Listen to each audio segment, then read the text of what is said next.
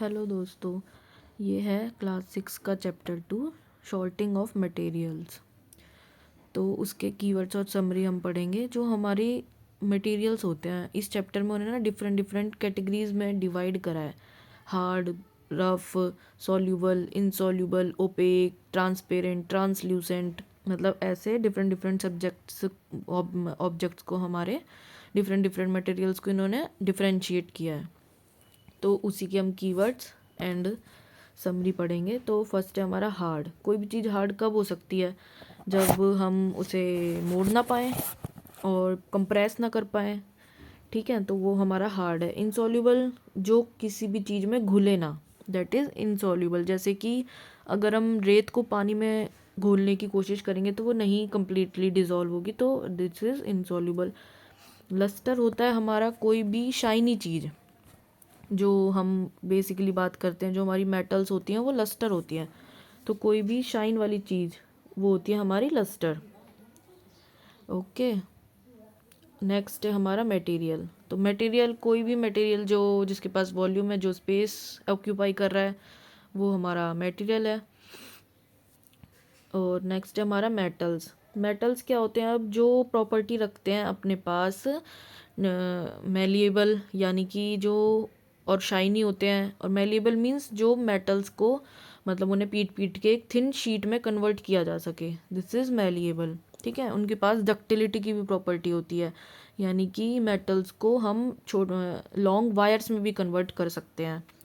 ठीक है, और वो शाइनी होती हैं। तो ओपेक, ओपेक हमारा होता है कोई भी ऐसा सब्सटेंस जिसके हम आर पार बिल्कुल देख ना सकें। जैसे कि कोई वुडन वॉक्स हुआ, ठीक है, उसके हमें नहीं पता उसके अंदर क्या रखा हुआ है। इसी तरह से हमारा कोई भी बर्तन हुआ जो मतलब ट्रांसपेरेंट नहीं है, स्टील का कोई बर्तन, उसके अंदर क्या रखा हुआ है हमें नहीं पता।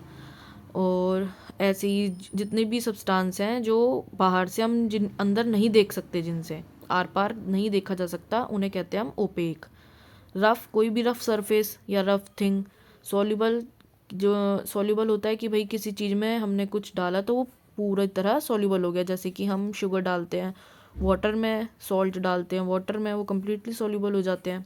ट्रांसल्यूसेंट होता है हमारा कि ऐसे सब्सटेंस जिनके आर पार देखा तो जा सके लेकिन नॉट कम्प्लीटली क्लियर, मतलब बिल्कुल क्लियर ना देखा जा सके, थोड़ा सा साफ हमें दिखाई दे। जैसे कि एक इन्होंने एक्सपेरिमेंट किया हुआ है, एक पेपर लिया, उस पर हमने ऑयल ड्रॉप्स डाली और फिर उसको हमने अपनी लाइट के अपोजिट, मतलब लाइट की तरफ रखा और हमने देखा लाइट की तरफ, तो हमें ना लिटिल लिटिल मतलब बल्ब की रोशनी दिखाई देती है, लेकिन अगर और कुछ देखेंगे तो नहीं दिखाई देगा, बहुत ही लाइट दिखाई देगा ऑयल डालने के बाद पेपर पे।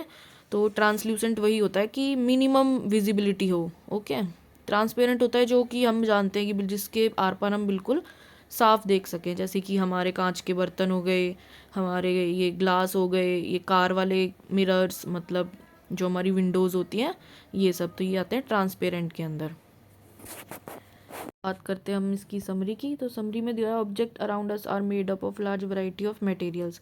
हमें पता है डिफरेंट डिफरेंट जो हमारे पास मटेरियल हैं वो डिफरेंट डिफरेंट चीज़ों से बने हैं। जैसे कि कुर्सी प्लास्टिक से बनी है, हमारी जो हम टेबल वगैरह की बात करते हैं वो लकड़ी से बनी है, और हमारे कुछ चीज़ें ग्लास से बनी हैं, कुछ चीज़ें हमारी आयरन लोहे से बनी है।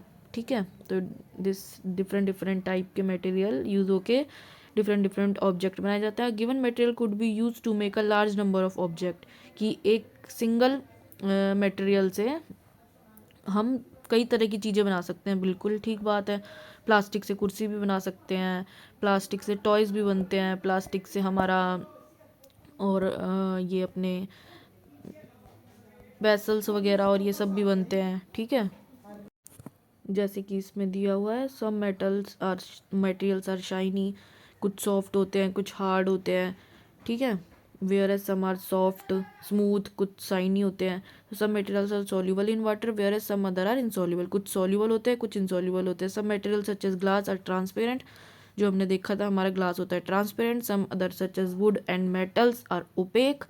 ठीक है, सम मटेरियल्स आर ट्रांसल्यूसेंट, तो ओपेक जिनमें से हम बिल्कुल नहीं देख सकते आर पार, और जो हमारा ट्रांसल्यूसेंट है इसमें तो हम पार्शियली देख सकते हैं।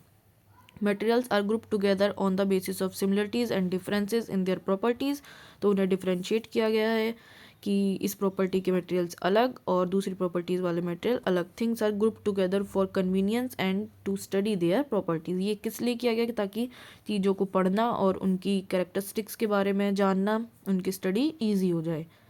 ओके, तो ये थी हमारे keywords and summary of chapter 2 class 6। Thank you.